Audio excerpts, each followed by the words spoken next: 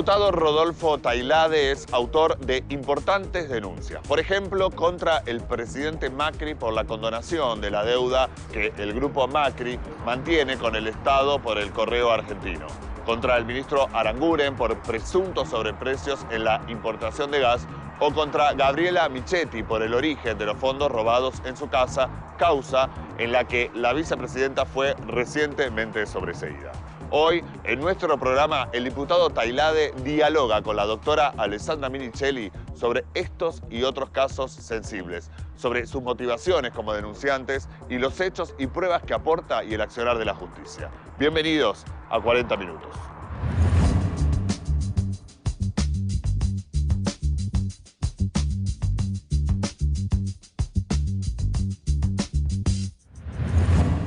Hoy tenemos un nuevo programa de entrevistas vinculado a la responsabilidad social en la información y en la comunicación. ¿Por qué los programas de responsabilidad social en la información y en la comunicación? ¿Por qué estamos haciendo insistentemente este tipo de entrevistas? Todos sabemos que se han cumplido en el 2015 los objetivos de desarrollo del milenio, que se ha hecho una evaluación a nivel regional de América Latina y el Caribe, a partir del trabajo hecho por cada uno de los países ante Naciones Unidas, y a partir de allí, en el 2016, se gestaron hasta el 2030 los Objetivos de Desarrollo Sostenible.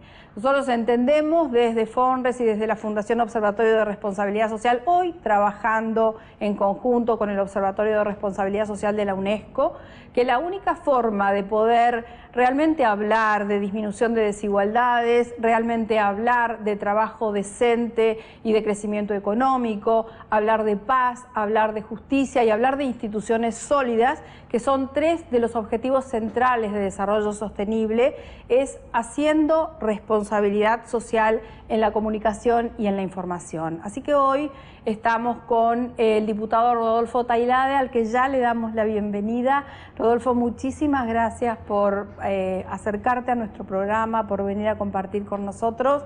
La idea es que nos puedas contar tu trayectoria desde la política hasta llegar a diputado nacional y tocar todos los temas vinculados a este lugar en el que te ha tocado estar como legislador, que es, me imagino, inesperado también, de denunciar cuestiones que hacen mucho ruido institucionalmente. Así que, bienvenido. Muchas gracias, Lali. Para mí es un honor estar acá y, por supuesto, dispuesto a conversar y a reflexionar sobre los temas que has dicho y que me parece que hoy tienen marcada actualidad, ¿no? Y mucha repercusión, porque vos ahora estás como consejero en el Consejo de la Magistratura en tu rol de diputado nacional. Sí, soy el representante del bloque de diputados nacionales del Frente para la Victoria en el Consejo de la Magistratura, en un rol que lamentablemente estoy solo, pero debería tener un compañero. Deberíamos ser dos los representantes del bloque, pero bueno, una maniobra ilegal que desarrollaron básicamente el interbloque Cambiemos, ni bien asumió el presidente Macri, y cambiaron las autoridades de la Cámara de Diputados con el diputado Emilio Monzó. Bueno, hicieron una maniobra que nos birló la banca que nos correspondía por ley hasta 2018. Hoy, por lo tanto, hay un diputado ilegítimo, el doctor Pablo Tonelli, diputado del PRO, que es un poco el conductor del bloque político dentro del Consejo de la Magistratura del oficialismo. Y a partir de ese momento, el Consejo de la Magistratura se ha transformado prácticamente en un apéndice del Ejecutivo, y además está sosteniendo también una ofensiva que me parece a esta altura es muy clara del Ejecutivo hacia la justicia, con presiones permanentes hacia jueces, hostigamiento, y además borrando con el codo lo que escribieron con la mano, es decir, subieron con un discurso de transparencia, de institucionalidad, de republicanismo, y lo primero que hicieron fue esta suerte de golpe en el Consejo de la Magistratura. Así que luchándola ahí, tratando de que no se consumen hechos ilegales. Hay veces que tenemos éxito, la mayoría de las veces no. Pero es una lucha que va a continuar por un tiempo. Porque si se quiere al haber un funcionario de hecho en un cargo que no le corresponde, lo normal y natural es que sean nulos todos sus actos, ¿no? Bueno, desde el punto de vista jurídico. Exactamente. Con lo cual, si se quiere, hay una relajación de las instituciones, de la institucionalidad que le corresponde al Consejo de la Magistratura. Claramente. Es muy grave esto. Claramente, porque además, vos fijate, esta semana hemos conocido el fallo de la Corte respecto a la famosa aplicación de 2x1 para juicios de lesa o para detenidos por juicios de lesa humanidad. Y una de las claves de ese fallo fue el voto de la doctora Hayton. La doctora Hayton de Nolasco ya superó la edad de 75 años que establece la Constitución como límite, pero hace un mes y medio, 2 meses, consiguió que un juez convalidara, digamos, obviamente su legitimidad como ministra de la Corte, pero también ese juez dijo que esa cláusula de la Constitución era nula. Ese mismo juez, y a esto quiero ir, es el mismo juez que tiene el caso de Tonelli, digamos. Nosotros judicializamos la incorporación de Tonelli al Consejo de la Magistratura, hicimos varias presentaciones, recursos de amparo, y el juez que intervino en el caso de Hayton y que falló en menos de 20 días por la legitimidad de la doctora Hayton como ministra de la Corte, a nosotros nos niega una resolución desde hace 1 año y medio, digamos. Nosotros judicializamos el tema, ni bien Tonelli fue designado, diciembre de 2015, hasta el día de hoy no tenemos una respuesta judicial. Con lo cual, lo que vos planteás es exactamente así. Hay una suerte se han resentido las instituciones, el Consejo de la Magistratura por tener un miembro ilegítimo, pero también el Poder Judicial en términos de jurisdicción. Este juzgado, particularmente es el juzgado contencioso administrativo número 6, tampoco nos permite tener certeza sobre nuestros derechos. Exactamente. Claro, claro. Así que es un tema delicado. Muy delicado. Y vinculado también a este tema, últimamente estamos viendo que, bueno, ataque mediático, fusilamiento mediático judicial al gobierno anterior, pero las cuestiones políticas no judiciables, que teóricamente están vinculadas a este gobierno, están resultando como sobreseídas. ¿Qué estás viendo de esto? Porque la verdad que, ¿qué pasa? La justicia dice es una cuestión política no judiciable. ¿Y queda todo ahí o en sede del Poder Legislativo ustedes van a ejercer alguna acción vinculada a asesoramiento de la Auditoría General de la Nación? Porque se supone que si es una cuestión política no judiciable, hay alguna irregularidad administrativa que determinó que se fuera a la justicia, ¿no? Ese es un tema... Sí, es un tema que además le veo difícil solución a partir de las características del Poder Judicial. En relación a lo que planteás, yo pondría el eje en 2 casos, si querés. Uno,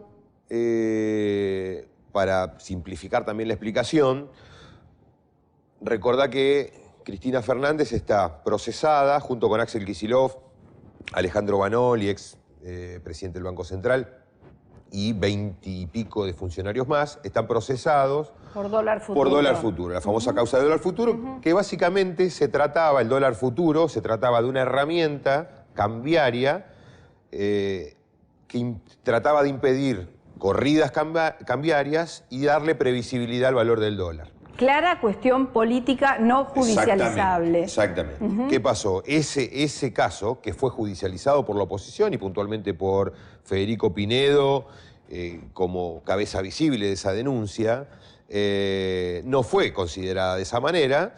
Está bien, tocó un juez que no hace gala de su cargo, de su rol, que es el doctor Bonadío, y él consideró que había un delito, que había que investigar, y terminó procesando a todos los funcionarios, incluida la expresidenta de la Nación.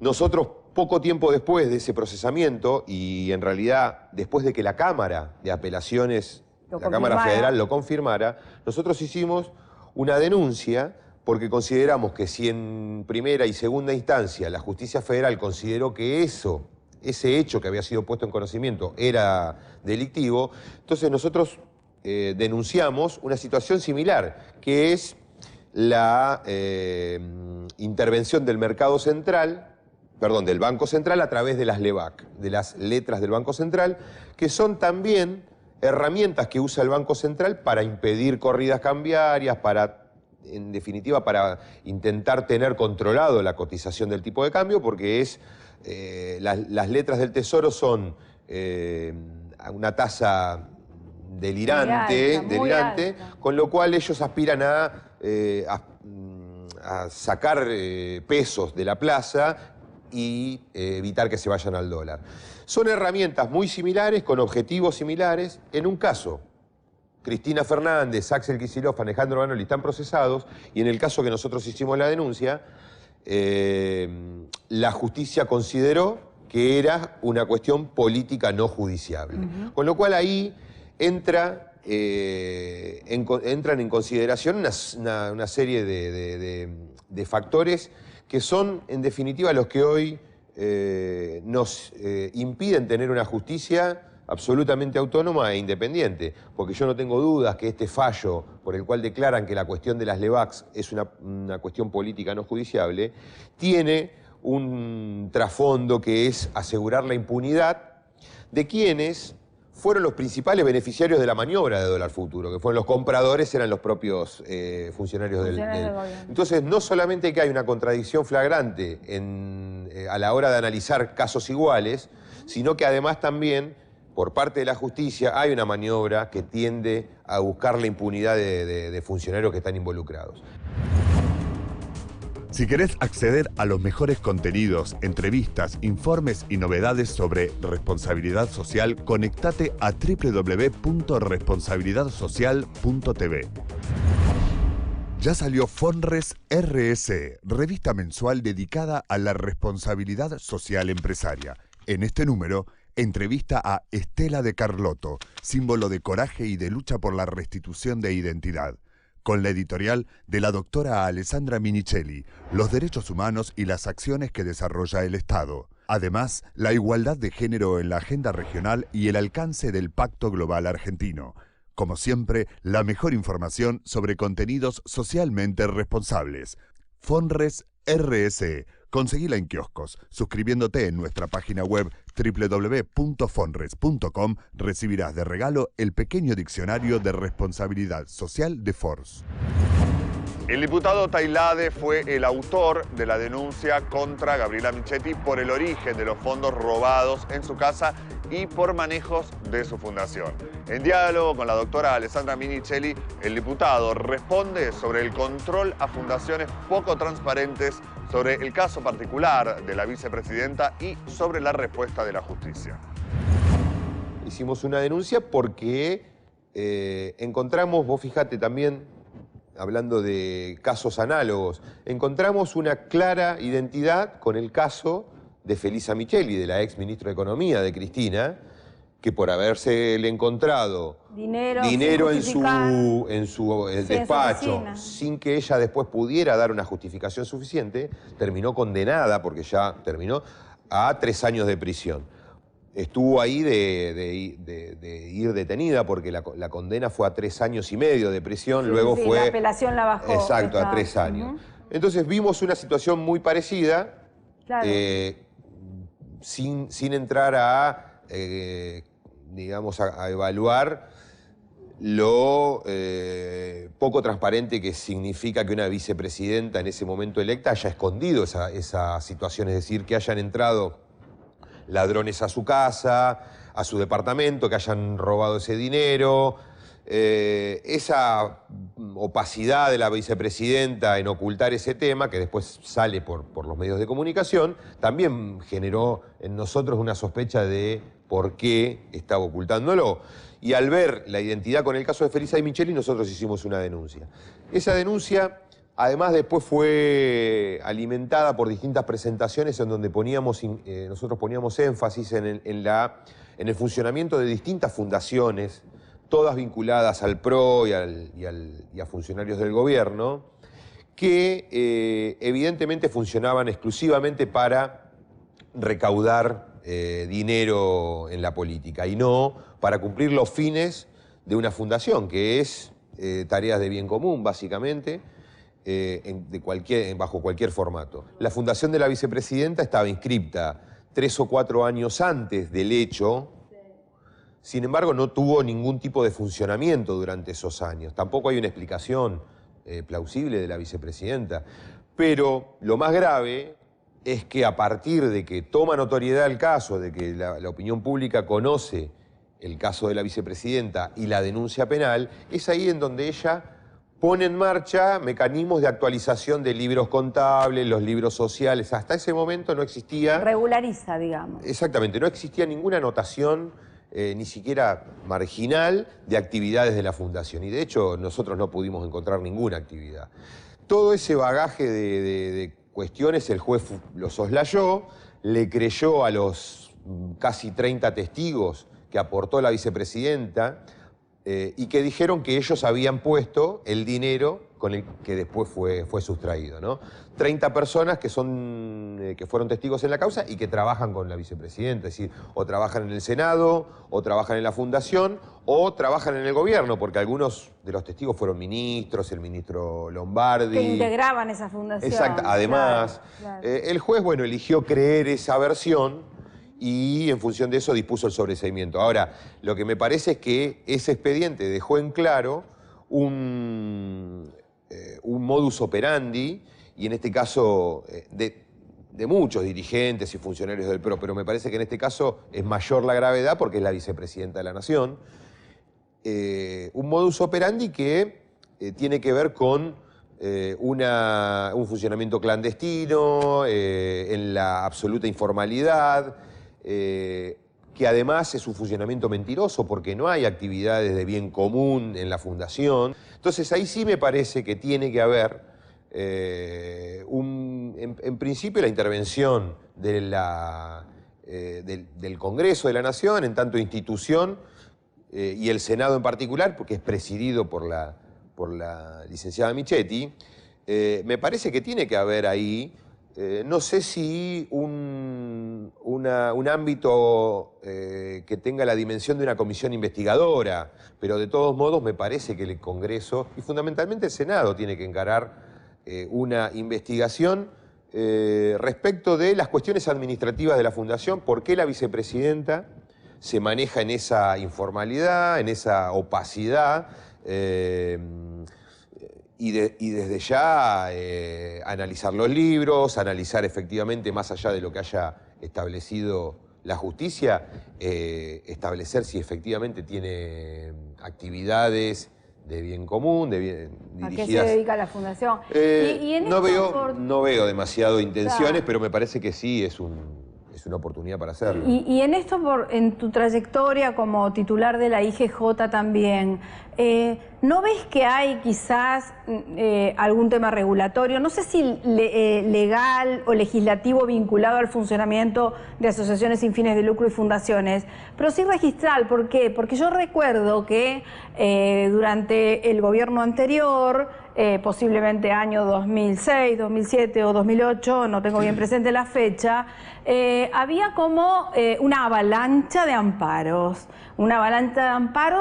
sobre decisiones del Poder Ejecutivo, y la avalancha de amparos estaba dada por una comisión, por una asociación de defensa de la competencia, una asociación de defensa de la competencia muy espuria, que sabemos que estaba como cooptada o realmente constituida por algunos de los medios monopólicos del país, por gente del Grupo Clarín concretamente, y creo que hasta lo integraba algún miembro hoy de la Corte, ¿no? Exactamente. Y esa asociación para la defensa de la competencia hacía 10 años que no presentaba balances, y eso saltó en situación absolutamente irregular. Yo creo que cualquier fundación, que no presenta los balances en un año, tiene que saltar alguna alerta. En primer lugar, lo que me parece que corresponde decir es que para constituir una fundación, hasta el día de hoy, y creo estar actualizado, uno con 80.000 pesos arma una fundación. Es digamos, la garantía, el monto mínimo que exige la Inspección General de Justicia para, digamos, habilitar el funcionamiento de una fundación. Con lo cual,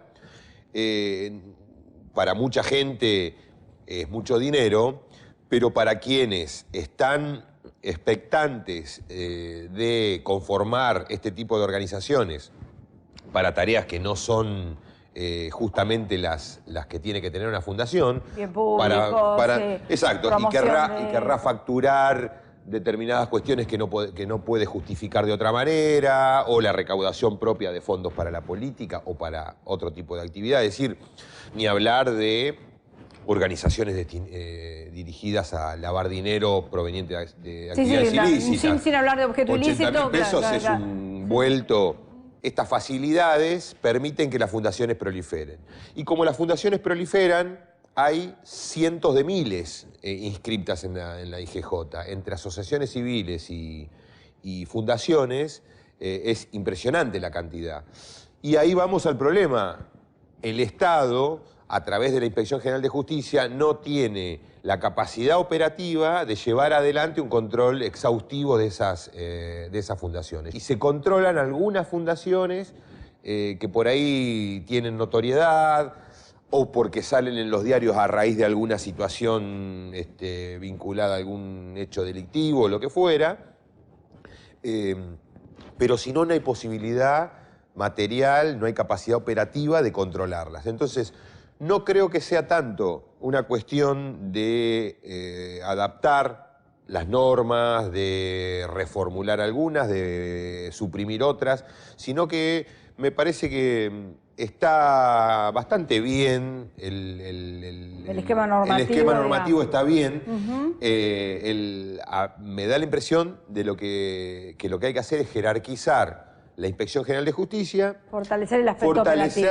Claro, los inspectores, para que estén en la calle permanentemente, para que tengan la posibilidad de analizar la documentación, los balances, que son también aspectos complejos, digamos, del funcionamiento de estas entidades, y fundamentalmente estar atento a los incumplimientos de estas fundaciones. Entonces me parece que pasa más por ahí. Lamentablemente hoy yo fui inspector general de justicia en 2013 y 2014, y digamos, la norma con la que gestioné la inspección es la famosa resolución 7, que se llama así, la conoce el ambiente, dictada por Ricardo Nissen cuando fue inspector general de justicia hasta el 2005, el primer inspector de Néstor. Y venimos, lamentablemente, lo que quería trazar es una suerte de línea de tiempo. Venimos de una figura, diría, estelar del mundo jurídico argentino, como es Ricardo Nissen, que dictó normas que protegieron a las sociedades argentinas, al interés nacional, la soberanía en su más amplio término. Durante esos 12 años defendimos esas posiciones, y hoy el gobierno del presidente Macri está decidido a dos cosas. Primero, a traspasar la Inspección General de Justicia a la ciudad, quitándole toda competencia federal, pero además también quitándole lo que siempre tuvo la IGJ, que fue el órgano rector, digamos, de todos los registros públicos del país. Es decir, los registros públicos provinciales siempre miraron a la IGJ como guía en materia de criterios, interpretación de normas, funcionamiento, inscripciones registrales. Macri va a llevar la IGJ, o pretende llevar la IGJ, al ámbito de la ciudad, y lo peor de todo es que luego de eso quiere nuevamente consagrar a las offshore como posibilidad en Argentina de constituir una sociedad, si no le va como era hasta que llegó Nissen. Las offshore acá venían, se iban cuando querían, se llevaban lo que querían. Esto que nos está contando nos contó también el doctor Nissen en la entrevista que tuvimos con él, sí. Y con el tema de las empresas offshore, tranquilamente puede convertirse la Ciudad Autónoma de Buenos Aires en un paraíso fiscal como Panamá, exactamente, etcétera, que me etcétera. parece que es... Y ese riesgo es el camino al que vamos. Y creo que es el objetivo, digamos, Claro, porque fíjate, Lali, el enorme desvío de dinero de todos los argentinos a la ciudad de Buenos Aires para la policía, ahora que se está discutiendo el traspaso de la justicia nacional digamos, al ámbito local, las obras públicas, es decir, se está privilegiando de manera notoria. Hay un dimensionamiento importante de la actividad. Exactamente, en la capital. La capital, yo creo que esta gente la quiere convertir en una ciudad boutique. Y una ciudad en donde las offshore reinen y las exigencias fiscales sean laxas, me parece que es muy atractivo para el tipo de gente que el macrismo y el PRO están acostumbrados a interactuar. Hay mucho más de este diálogo entre la doctora Alessandra Minicelli y el diputado Tailade sobre temas como el escándalo del correo que involucra al presidente, el destino de Aerolíneas Argentinas y la polémica reparación histórica a los jubilados. Los esperamos para compartirlo la próxima semana aquí en 40 Minutos. Gracias por habernos acompañado.